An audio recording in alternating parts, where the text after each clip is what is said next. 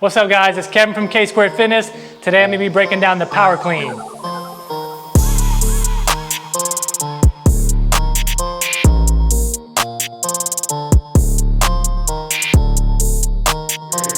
guys, I'm going to walk you through quite a few different steps here. So first thing you should do is have your feet very close, screwing your knees out so that your hamstrings are locked in. That's always your strongest position. Your hands, you want to be the exact same in everything that you do. If you're deadlifting, if you're front squatting, if you're pressing, if you're cleaning, all the exact same grip. So get in the habit of measuring your thumbs, and that'll be the position you'll pull from. So knees will be out. You'll create tension in the bar. If you're doing the power clean, you're telling me that you already have good position in your spine, which is creating tension, pulling your shoulders back.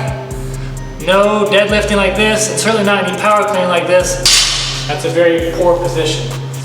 So as we go into the power clean, prerequisites are you got a great front squat because you show that you can front rack a barbell very well, and you have a good deadlift. So assuming you already have that, you will pull your shoulders back, jump and catch here in a baby squat. So power just means that you are above parallel. This would be a squat clean. Power clean would be you're catching above.